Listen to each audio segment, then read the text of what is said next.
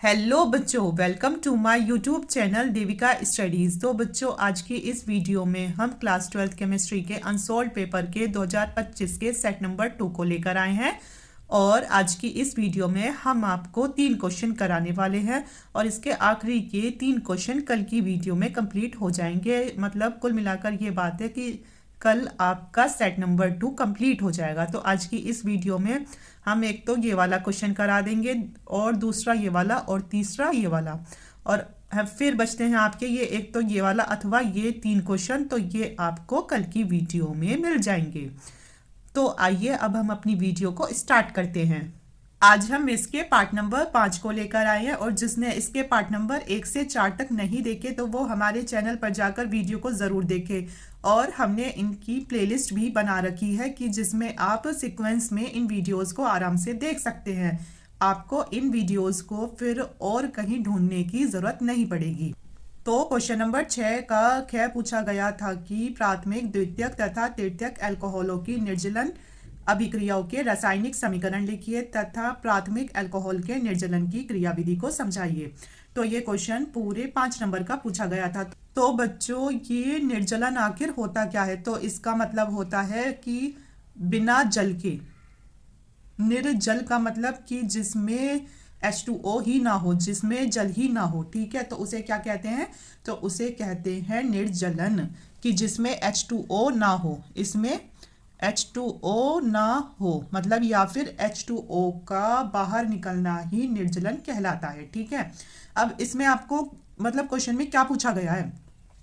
तो इसमें क्वेश्चन में पूछा गया कि आपको 1 डिग्री, 2 डिग्री, 3 डिग्री अल्कोहलों के निर्जलन के रासायनिक समीकरण लिखने हैं। ठीक है, तो सबसे पहले मतलब कुल मिलाकर ये बात है कि जो प्राथमिक अल्कोहल, द्वितीयक अल्कोहल और तृतीयक अल्कोहल में से आपको H2O को निकालना है बाहर।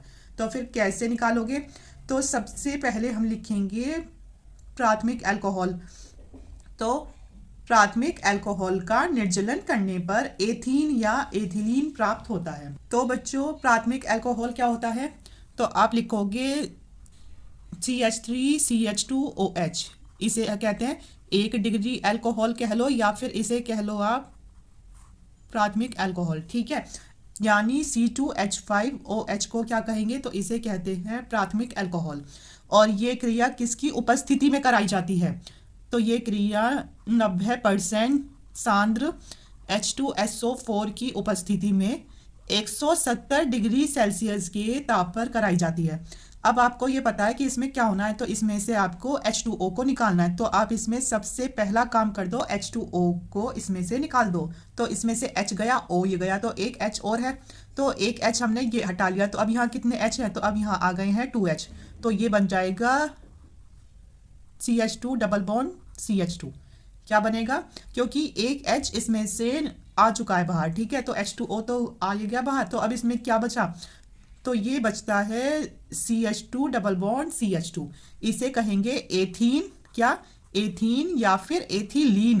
क्या क्या कह सकते हैं इसे? तो इसे एथीन या फिर एथिलीन कहेंगे। तो ये तो था 1 डिग्री अल्कोहल के लिए। अब हम देखेंगे इसमें 2 डिग्री के लिए। तो आप इसमें लिखोगे द्वितीयक अल्कोहल का निर्जलन करने पर प्रोपीन प्राप्त होता है। तो बच्चों, द्वितीयक अल्कोहल क्या होगा? कि जिसमें CH3CH3OH हो। ठीक है, जिसमें क्या हो? जिसमें कितने CH3 हो? तो इसमें 2 CH3 होते हैं। तो इसे कहते हैं 2 डिग्री अल्कोहल। क्या कहेंगे इसे? 2 डिग्री अल्कोहल, या फिर इसे कह देंगे ये द्वितीयक अल्कोहल, क्योंकि इसमें जो CH3 है कितने हैं? 2 हैं, इसीलिए। अब ये किसकी उपस्थिति में होनी है क्रिया? तो ये होनी है 60% सांद्र H2SO4 की उपस्थिति में। आपको इसे 100 डिग्री सेल्सियस पर गर्म करना है। तो इसमें आपको सबसे पहला काम करना है, H2O को आपको इसमें से कर लेना है बाहर। आ गया? अब HO तो आ गया बाहर, अब इसमें से एक H और निकाल लेना है। तो वो किधर से निकालोगे? तो हम इधर से एक H को निकाल लेते हैं, तो जाके H2O आ गया इधर। तो हम इसे तो ऐसे ही लिख देंगे CH3CH। ठीक है, अब इसमें से एक H आ गया इसके पास, तो कितना बचा? तो अब यहाँ आ गया है CH2 डबल बॉन्ड O। जिसमें से भी हम निकालते हैं फिर उसमें हम क्या लगा देते हैं, डबल बॉन्ड लगा देते हैं। तो अब इसमें देखो कितने कार्बन, 1 2 3 कार्बन, और आपको पता है 3 कार्बन जिसमें हो उसे लिखते हैं प्रोप। तो ये क्या हो जाएगा, तो इसीलिए ये हो जाएगा प्रोपीन। क्या होगा, प्रोपीन होगा, प्रोपीन करेगा, प्रोपीन। ठीक है। अब हमारा 3 डिग्री अल्कोहल, तो आपको इसमें से भी H2O को निकालना है। 1 डिग्री अल्कोहल में CH3 था 1, 2 डिग्री अल्कोहल में CH3 होंगे 2, और 3 डिग्री अल्कोहल में CH3 होंगे 3। तो ये इसकी पहचान है जिसे नहीं पता। ठीक है। तो यहाँ लिया C कार्बन, CH3 एक ये जुड़ गया, एक इसमें CH3 आ गया ये, और एक CH3 आ गया ये। तो अब इसमें 3 CH3 हो गए। अब अल्कोहल है तो इसमें OH तो आएगा। तो ये हुआ 3 डिग्री अल्कोहल। क्या हुआ, तो ये हुआ 3 डिग्री अल्कोहल। और इसमें एक और चीज़ है जो आपको होनी चाहिए पता, कि जब 1 डिग्री अल्कोहल है और इसमें एक तो आएगा CH3, और इसमें एक और चीज़ है कि जब एक आया CH3 तो इसमें आप देखो कि जो ये मतलब कार्बन है ना, तो इसमें हाइड्रोजन कितने थे, 2। फिर जैसे ही जो ये CH3 हैं ये 2 हो गए, तो इसमें से एक हाइड्रोजन कम हो गया। ठीक है। यहाँ H2 था, यहाँ H है। अब ऐसे ही जब हमने एक और इसमें क्या जोड़ दिया, एक और इसमें हमने इसमें CH3 जोड़ा, तो जो ये हाइड्रोजन था ये भी गायब। मतलब इसमें कितने हैं, CH2 होते हैं।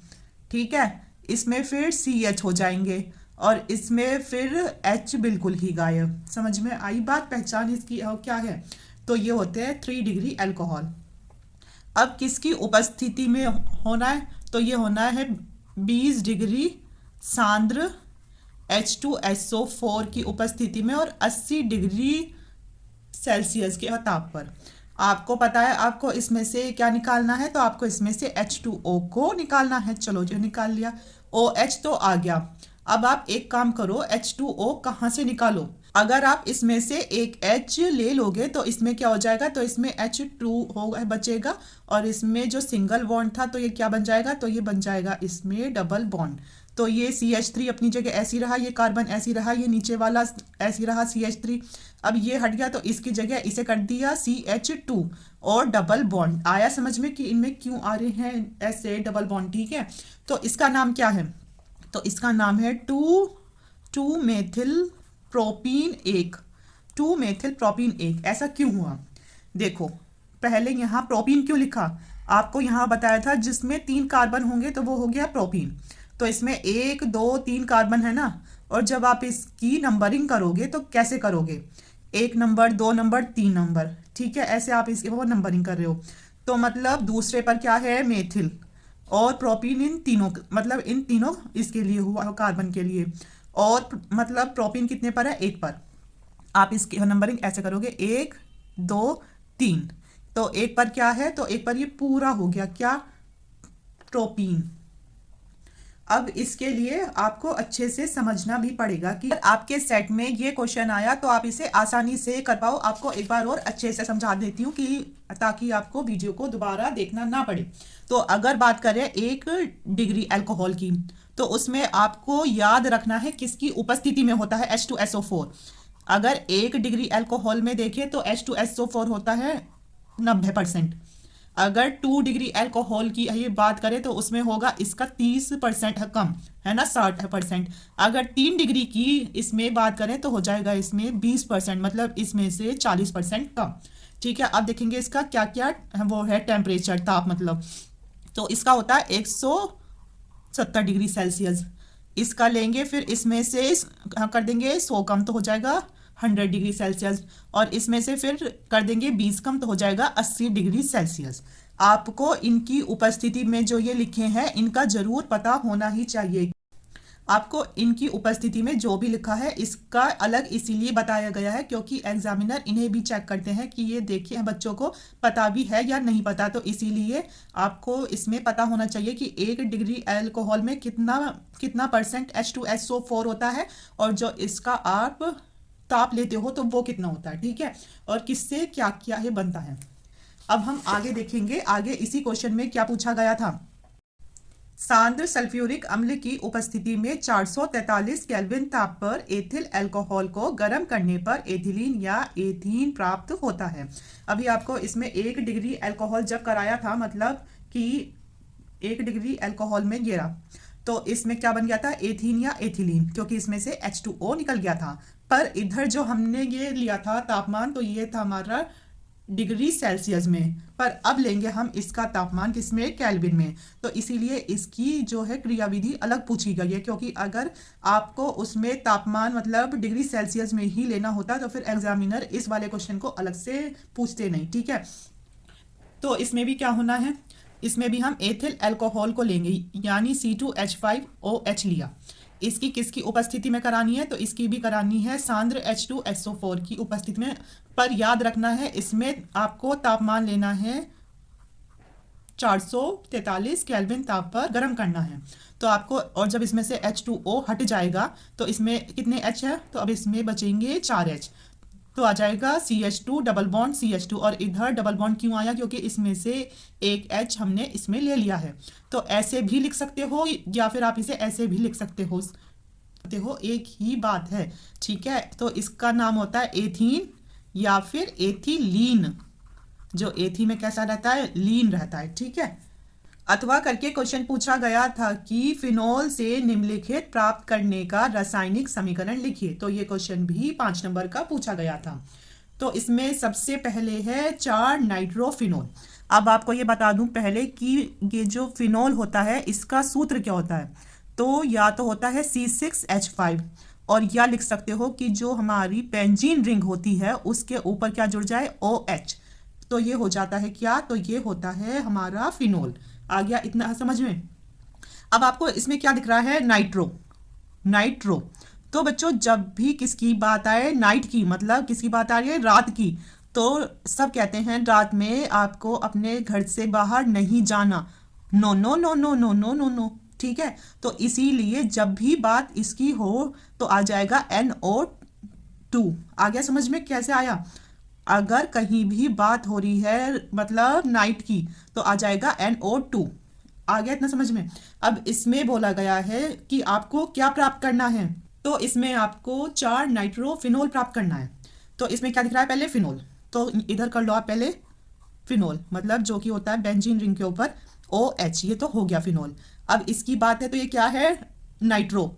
अभी बताया है जहां भी नाइट्रो लिखा हो समझ जाना, नो नो नो नो मतलब NO2, और वो भी NO2 कितने पे लगाना है, 4 पे। तो 1 2 3 4, तो यहाँ क्या आ जाएगा, NO2। तो इसका नाम क्या है, तो इसी का ही नाम है 4 नाइट्रोफिनोल, जो कि हमें इसमें प्राप्त करना था। ठीक है, ये हो गया। पर अब आपको थोड़ा ये दिमाग लगाना है कि ये आपको कैसे होगा प्राप्त। तो आपको यहाँ दिख रहा है फिनोल, तो सबसे पहला काम करो, इधर बना दो OH, बेंजीन रिंग के ऊपर OH। इसका नाम क्या है, तो इसका नाम है बच्चों फिनोल। हो गया, ठीक है। अब ये NO2 आएगा कैसे यहाँ, यार ये HNO2 मतलब NO2 कैसे आएगा यहाँ। अगर इसके साथ में हम HNO3 ले, तो इसमें से NO2 तो आ गया इधर, NO2, एक O है यहाँ, एक H है यहाँ, तो इसमें से एक H और ले लो तो H2O साथ में निकल जाएगा। पर इसमें आपको जो भी याद रखना है तो वो क्या रखना है कि ये क्या है, तो ये है बच्चों तनु नाइट्रिक अम्ल। अब आप सोचोगे कि हमने यहाँ तनु ही क्यों लिया है, तो हमने यहाँ तनु इसलिए लिया है क्योंकि हमें यहाँ चाहिए था 4 नाइट्रोफिनोल, और अगर हम इस तनु की जगह ले ले किसे, सांद्र को, तो हमें यहाँ मिलेगा क्या, तो हमें मिलेगा इसमें पिक्रिक अम्ल। तो इसमें और इसमें सिर्फ इतना अंतर है। अब जैसे दूसरा क्या है, तो इसमें दूसरा है पिक्रिक अम्ल। अभी समझाया है कि अगर इसमें इस तनु की जगह आ जाए सांद्र, तो फिर क्या बन जाता है, तो फिर बन जाता है पिक्रिक अम्ल। ठीक है, अब देखो अभी था क्या, नाइट्रो मतलब रात की बात हो रही थी। अब क्या हो रहा है, पिकरिक मतलब ये कर रहे हैं पिकनिक। पिकनिक कब कर रहे हैं, वो भी रात में। तो फिर सब क्या कहेंगे, तो फिर 3 लोग आएंगे और वो इनसे कहेंगे नो नो नो। ठीक है, इसका मतलब इसमें 3 NO2 आ जाएंगे। आ भी रहा है समझ में। कि मतलब इसमें तो केवल क्या था, 4 नाइट्रोफिनॉल था, मतलब एक एक ने ही कहा था कि रात में आना नहीं है तो NO2 आ गया था। लेकिन इसमें तो ये क्या कर रहे हैं, पिकनिक कर रहे हैं, वो भी किसमें, रात में। तो फिर 3 लोगों ने देख लिया और उन्होंने कहा NO2 NO2 NO2, मतलब नो नो नो। ठीक है, तो पिकनिक अम्ल का सूत्र पता चल गया कि इसमें आएंगे 3 NO2, वो भी किसके साथ, OH के साथ। तो एक NO2 आ गया इधर, और इसमें याद रखना NO2 जो आएंगे 3 तो एक स्थान छोड़कर ही आएंगे। जैसे NO2 इधर आ गया, अब NO2 इधर आ गया, ऐसे ही NO2 इधर भी आ गया। तो ये किसका सूत्र है, तो यही है पिक्रिक अम्ल का सूत्र, जो कि हमें इसमें प्राप्त करना है, पिक्रिक अम्ल। और या इसका नाम लिख सकते हो 2,4,6 ट्राई नाइट्रोफिनोल। और ये क्यों है, देखो 2,4,6 क्योंकि 2, 4 और 6 के ए स्थान पर क्या है, और 3 का मतलब होता है ट्राई। अभी समझाया है, नाइट्रो का मतलब नो नो नो नो, तो NO2, और ये है ही इसमें फिनोल आ गया ना।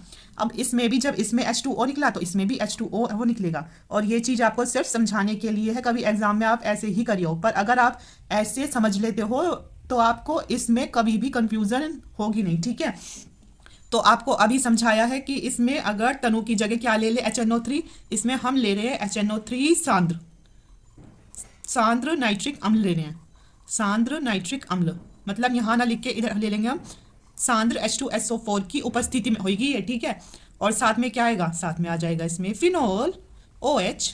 अब आप ये देखो, क्या ये बैलेंस है हमारी जो ये है रिएक्शन, तो इसमें हम देखते हैं OH इसमें ऐसी है, और NO3 मतलब NO2 इसमें कितने हैं, 3 है, तो हमें यहाँ 3 ही लगाना पड़ेगा। ठीक है, क्योंकि 3 ही लगाएंगे जब ही काम बनेगा, और 3 ही यहाँ आ गए।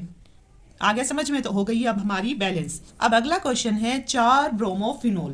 तो आपको इसके नाम से ही पता चल रहा होगा क्या, एक तो आना है इसमें क्या बच्चों, फिनोल। चलो जी, हमने ये बना दिया है इसमें OH फिनोल बेंजीन रिंग के ऊपर। और क्या लिखा है, ब्रोमो। ब्रोमो का मतलब होता है Br, तो वो भी कौन से स्थान पर, चौथे पे। तो 1 2 3 4, चौथे पर आ गया Br, तो ये हो गया 4 ब्रोमोफिनोल, 4 ब्रोमोफिनोल। ठीक है, पर अब यार ये आ तो गया, अब ये होगा कैसे, ये आया कैसे, अब थोड़ा ये दिमाग होना है इसमें यूज।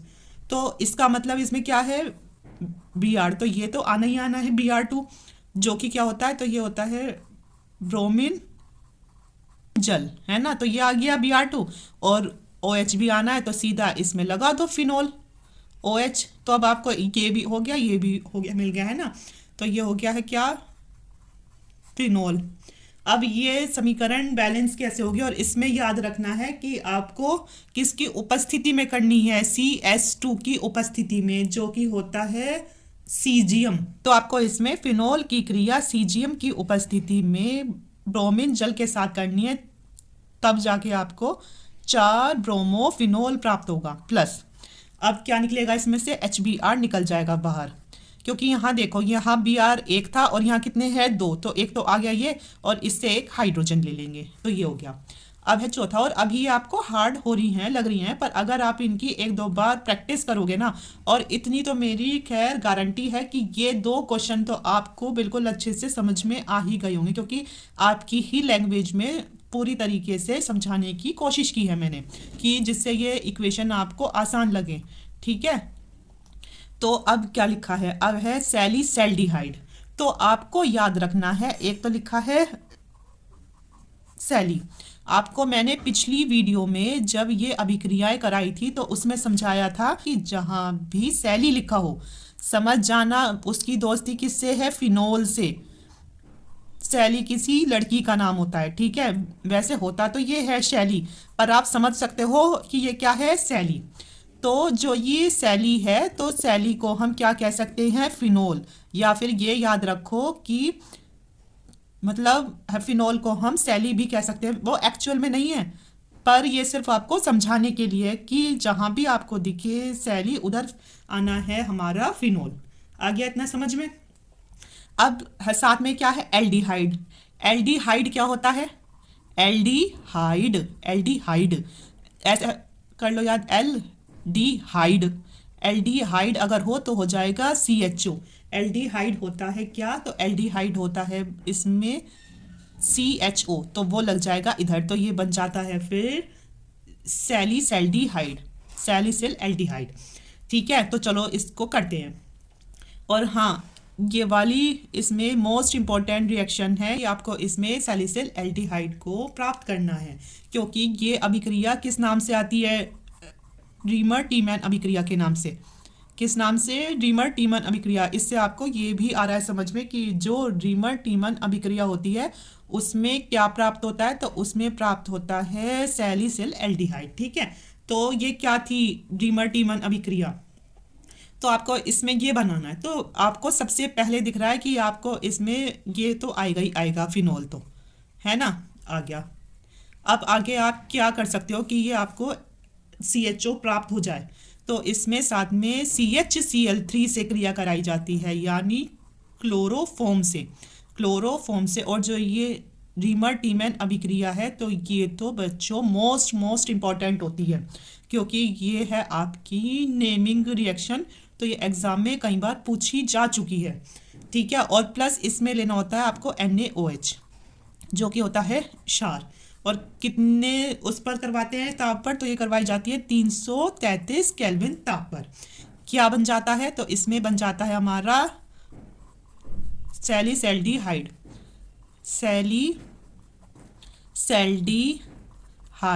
सैलिसैल्डिहाइड। अब ये था, ये तो हो गया पूरा। अब इसमें आया है CHO आ गया। अभी इसमें क्या बचा है, NaCl हो सकता है एक, तो चलो NaCl हो सकता है।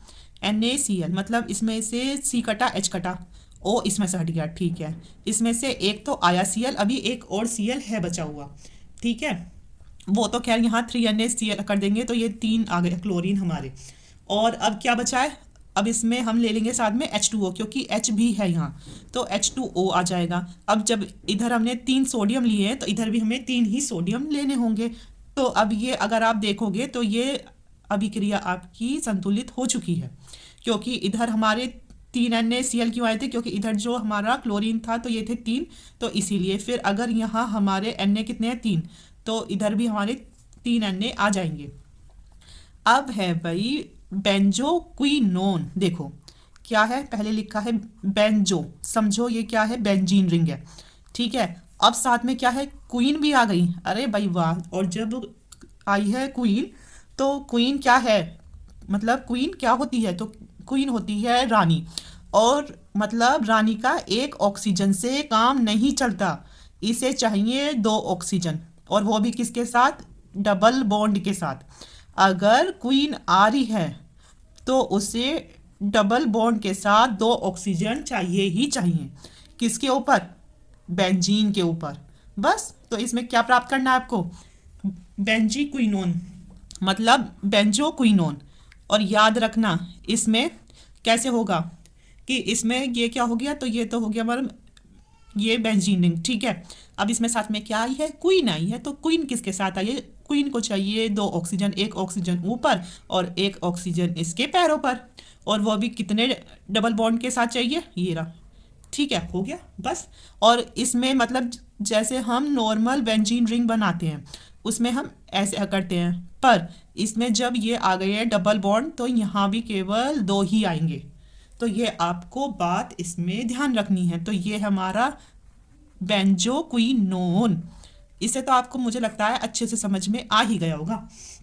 पर अब इस अभिक्रिया में एक और चीज़ है कि जो इसकी उपस्थिति है आपको उसे भी याद रखना है, वो थोड़ी टिपिकल सी है। मतलब पर अगर याद रखोगे कि क्वीन के लिए क्या क्या चाहिए, मतलब किसकी उपस्थिति में ये ऑक्सीजन लेगी, तो ये लेगी Na2Cr2O7, क्या Na2Cr2O7 और H2SO4 की उपस्थिति में इसका कराया जाता है ऑक्सीकरण, मतलब इसका ऑक्सीकरण कराते हैं, इसीलिए तो ये 2 आते हैं इसमें O, और साथ में किसके साथ करा रहे हैं, तो इसकी करा रहे हैं हम फिनोल के साथ क्रिया। बस, तो ये था क्वेश्चन। मतलब ऐसे इतने हार्ड क्वेश्चंस नहीं है, पर हार्ड आपको इसीलिए होती हैं लगती हैं ये अभिक्रिया क्योंकि आप इनकी प्रैक्टिस नहीं करते। अगर आप अब जैसे एग्जाम का टाइम कम है, अगर आप फिर भी एक एक अभिक्रिया हर रोज अच्छे से तैयार कर लोगे तो फिर एग्जाम टाइम में आपको ये आसान लगेंगी। ठीक है। क्वेश्चन 7वें का क्या पूछा गया था कि कीटोनों के विरचन की 5 विधियों का रासायनिक समीकरण लिखिए। तो ये भी पूरे 5 नंबर का पूछा गया था। तो बच्चों आखिर कीटोन होता क्या है? कीटोन होता क्या है आखिर? तो यहाँ समझो ये क्या है, कीट मतलब कोई कीट जब वो ऑन हो जाता है तो वो बन जाता है कीटोन। इसमें क्या होता है, इसमें होता है एक कार्बोनिल समूह CO। ठीक है, कार्बोनिल समूह। और इसके आगे पीछे क्या डोलते हैं, इसके आगे पीछे डोलते हैं बच्चों कार्बन श्रृंखलाएं, मतलब आर का मतलब एल्किल समूह भी कह सकते हो। इसमें एल्किल समूह का मतलब CH3 C2H5 ये इसके आगे पीछे डोलते रहते हैं। और या इसमें एक और आता है एरिल समूह, मतलब AR एरिल समूह भी आता है जो कि होती है बेंजीन रिंग। ठीक है, तो इसके आगे पीछे ये भी डोल सकती है। किसके मतलब कि ये किसके आगे पीछे डोलते रहते हैं, तो ये जो है तो ये CO साहब के आगे पीछे डोलते रहते हैं। CO साहब के आगे R या AR मतलब एरिल समूह या फिर एल्किल समूह आते रहते हैं। ठीक है, तो इसे ही कहते हैं कीटोन। इसे क्या कह देंगे, तो इसे ही कहते हैं कीटोन। तो अब कीटोन को किस किस तरीके से हम दिखा सकते हैं? एक तो ऐसे कि ये इसके आगे पीछे डोल रहे हैं। ठीक है, एक आपको ऐसे दिखेगा।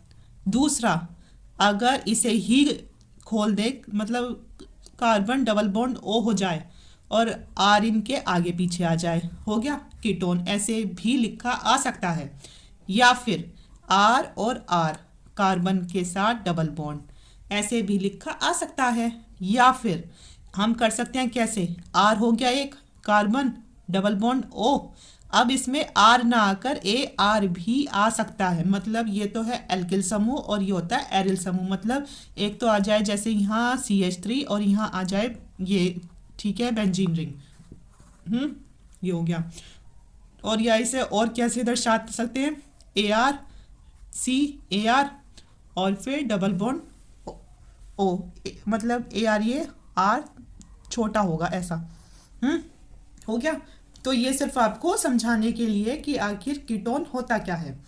अब इसके विरचन की 5 विधियों की रासायनिक समीकरण को देखेंगे। तो आप इसमें सबसे पहली लिखोगे द्वितीयक अल्कोहल के ऑक्सीकरण द्वारा।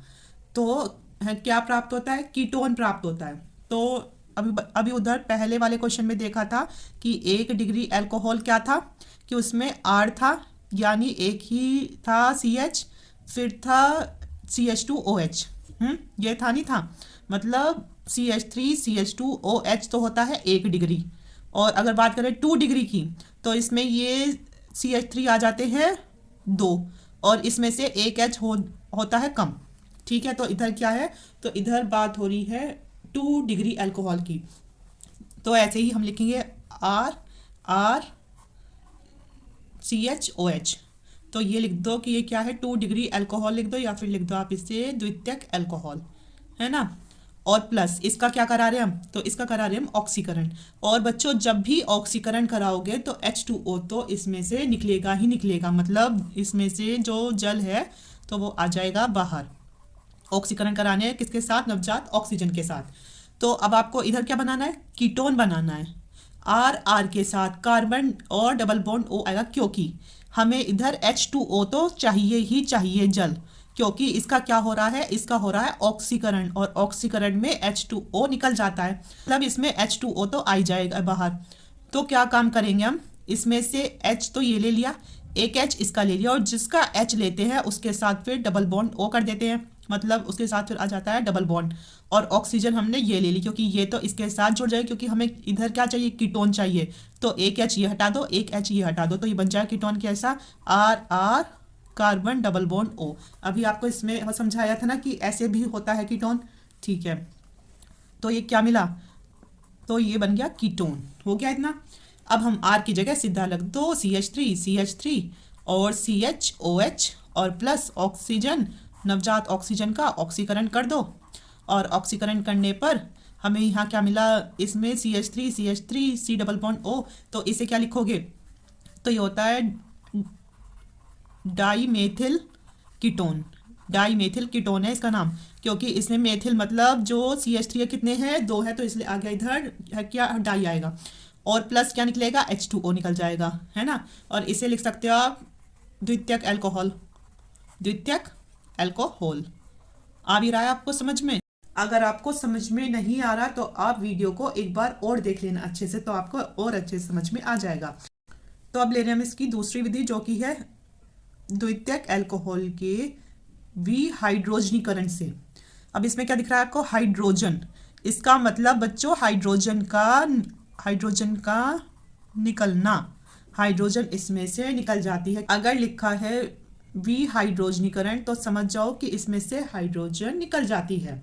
तो जब इसमें से आपको सबसे पहला काम करना है, हाइड्रोजन को निकाल लेना है और इधर क्या बनाना है, कीटोन बनाना है, ठीक है, क्योंकि कीटोन तो होगा इसमें प्राप्त। और देखेंगे अभी किसकी उपस्थिति में होकर आए, और 2 डिग्री अल्कोहल ले लेना है, सिंपल, ठीक है, 2 डिग्री अल्कोहल। तो जब ये हो गया तो ये किसकी उपस्थिति में होगा, तो बच्चों ये क्रिया होगी कॉपर की उपस्थिति में, और कितने ताप पर, 573 केल्विन ताप पर, ठीक है। अब तीसरा है कि बेंजीन से कीटोन कैसे प्राप्त करेंगे। तो इसमें आप लिखोगे निर्जल AlCl3 की उपस्थिति में बेंजीन की क्रिया एसिटिल क्लोराइड से कराने पर कीटोन प्राप्त होता है, और इसे ही फ्रीडल क्राफ्ट अभिक्रिया कहते हैं। तो ये इम्पॉर्टेंट है, क्योंकि ये भी आपकी नेमिंग रिएक्शन है कि आपको क्या करना है। तो आपको इसमें फ्रीडल क्राफ्ट अभिक्रिया है ये, कि जिसकी किसकी उपस्थिति में करा रहे हैं, तो इसकी करा रहे हैं निर्जल AlCl3 की उपस्थिति में क्रिया कराई जा रही है, जिससे क्या मिल रहा है, कीटोन। और इधर कीटोन को एक और चीज़ कह सकते हैं, तो इसमें मिल जाएगा जो भी फ्रीडल क्राफ्ट अभिक्रिया होती है उसमें मिलता है एसीटोफिनोन। क्या मिलता है, एसीटोफिनोन, यानी बेंजीन रिंग के ऊपर COCH3, तो इसे एसीटोफिनोन भी कहते हैं। और इसे मतलब ये कीटोन का ही वो होता है, ठीक है, वो ग्रुप है ना, एसीटोफिनोन, ये कीटोन का ही कुछ समूह होता है। जैसे कीटोन का क्या सूत्र होता है कि जो ही बेंजीन रिंग होगी उसके साथ कार्बन डबल बॉन्ड O और R आता है, तो यहाँ कार्बन भी है, O भी है, और R की जगह क्या आ गया, CH3। तो ये किसका रूप हुआ बच्चों, तो अभी समझाया था कि ये होता है कीटोन का रूप। तो एसीटोफिनोन भी कीटोन का ही रूप होता है। तो जो हमारी फ्रीडल क्राफ्ट अभिक्रिया होती है तो उसमें हमें एसीटोफिनोन मिलता है, जो कि कीटोन का ही रूप है। तो इसमें क्या है, तो किससे क्रिया करा रहे हैं, तो इसमें कराते हैं बेंजीन रिंग से क्रिया। तो आपको ये पता है कि एसीटोफिनोन आना है, तो कैसे आएगा ये, कि अगर एसिटिल क्लोराइड से कराओगे CH3COCl से, इसमें ये रहा CH3CO ये रहा, और HCl इसमें निकल जाएगा फिर बाहर, बस। तो ये क्या है, एसिटिल क्लोराइड, क्या है, एसिटिल क्लोराइड। तो बच्चों जो हमारी फ्रीडल क्राफ्ट अभिक्रिया होती है वो भी इतनी हार्ड नहीं होती, आपको सिर्फ उसमें पता होना चाहिए कि हमें क्या मिलता है। तो उसमें मिलता है एसीटोफिनोन, जो कि मतलब जो कि कीटोन का ही रूप है। और कीटोन का रूप ऐसे है, कीटोन का ये सूत्र होता है कि जो हमारी बेंजीन रिंग है, मतलब कीटोन का सूत्र क्या था, R carbon double bond O और एक और R, और आपको समझाया था R की जगह आप AR भी कर सकते हो। AR का मतलब है बेंजीन रिंग, तो एक तो आ गई ये आई है बेंजीन रिंग, और ये रहा carbon double bond O, R ये रहा, R हमारा क्या होता है CH3C2H5, बस। तो इसीलिए एसीटोफिनोन है। अब अगला है वसीय अम्लों से क्रिया। तो इसमें लिखोगे वसीय अम्लों की वाष्प को उच्च ताप पर तप्त MnO पर प्रवाहित करने पर कीटोन प्राप्त होता है। आपको पता है कीटोन का सूत्र होता है RCOR, तो ये मिल गया है क्या, कीटोन, और प्लस कुछ मिलेगा, चलो देखते हैं क्या क्या होता है। और इसमें किसकी उपस्थिति में कराएंगे, तो इसमें कराएंगे तप्त MnO की उपस्थिति में। तो इसमें बस याद रखना है क्या लेना है, तो इसमें लेना है कार्बोक्सिलिक अम्ल, जो कि होता है RCOOH। जो COOH होता है उसे कहते हैं कार्बोक्सिलिक अम्ल, और उसके साथ R जुड़ा होता है, तो इसे ही क्या कहेंगे, इसे ही कह देंगे वसीय अम्ल। या तो इसे कह दो आप वसी अम्ल, या फिर इसे कह दोगे कार्बोक्सिलिक अम्ल। ये होता है दुगना, ठीक है। और इसकी उपस्थिति में RCOR, अब इसमें RCOR तो आया, इधर आ गया इतना, पर ये क्या है, डबल है ना, तो इसका मतलब एक CO2 निकल सकता है इसमें से। चलो मतलब आ गया कार्बन, तो एक CO2 आएगा और साथ में इसमें से H2O भी निकलेगा। तो अब ऐसे ही R की जगह रख सकते हो आप इसमें CH3COOH, वो भी कितना करके, दुगना, याद रखना है, दुगना होगा, दुगना। और किसकी उपस्थिति में, तो ये होता है तप्त MnO की उपस्थिति में। R की जगह आप रख दो CH3CO CH3 और प्लस कार्बन डाइऑक्साइड और जल निकल जाएगा। तो ये हो गई इसकी बसीय अम्लों से क्रिया। अब आखिरी अभिक्रिया है कैल्शियम एसीटेट की शुष्क आसवन से क्रिया कराने पर कीटोन प्राप्त होता है। कीटोन का मतलब एसीटोन, क्या है, एसीटोन भी कर सकते हैं। मतलब इसका कराया जा रहा है शुष्क आसवन, और शुष्क आसवन किसके साथ करा रहे हैं, कैल्शियम एसीटेट। आपको कैल्शियम एसीटेट का सूत्र पता होना चाहिए। एसीटेट होता है बच्चों CH3COO, एसीटेट, एसीटेट होगा CH3COO, एसीटेट है CH3COO, एसीटेट है CH3COO की होल ट्वाइस कर दो, और साथ में क्या है, कैल्शियम हो गया। तो ये हुआ है कैल्शियम एसीटेट, क्या हो गया, तो ये हुआ कैल्शियम एसीटेट। तो कैल्शियम एसीटेट का क्या करा रहे हो, तो आप इसका करा रहे हो इसमें शुष्क आसवन, तो इसमें मिलेगा एसीटोफिनोन, मतलब RC⋯O और R की जगह CH3 तो होना है, और साथ में CaCO3 यानी कैल्शियम कार्बोनेट। साथ में क्या निकलेगा, साथ में निकलेगा इसमें कैल्शियम कार्बोनेट, कार्बोनेट, ठीक है। कार्बोनेट होता है CO3 और कैल्शियम हुआ Ca, तो इसका नाम होता है एसीटोफिनोन, एसीटोफिनोन नहीं, एसीटोफिनोन नहीं, सॉरी, एसीटोन, एसीटोन। तो एसीटोन जो होता है, तो ये भी कीटोन का ही ग्रुप होता है। आपको पता है R मतलब जिसके आगे पीछे कौन डोलते हैं, R मतलब CH3 carbon double bond O, तो वो होगा कीटोन का ग्रुप, जो कि होगा एसीटोन। तो ये एसीटोन कैसे मिलेगा, तो ये मिलेगा कैल्शियम एसीटेट के शुष्क आसवन से। तो यहाँ आ गया मतलब CH3 2, ठीक है, आ गए, कार्बन O CO आ गया, पर अभी इसमें एक और CO और बाकी है, मतलब कि एक C तो ये आ गया, ठीक है, अभी एक C और बाकी है, आ गया एक C, एक O तो आ गया यहाँ, अब 2 O ये रहे और एक O इसका, मतलब इसमें बचे हैं 3 O और साथ में क्या है, कैल्शियम, तो ये आ गया कैल्शियम कार्बोनेट। तो बच्चों आज की वीडियो में इतना ही, और अगर आपको वीडियो पसंद आई हो तो अपने दोस्तों के साथ ज़्यादा से ज़्यादा शेयर कीजिए और हमारे चैनल को सब्सक्राइब कीजिए। Thank you.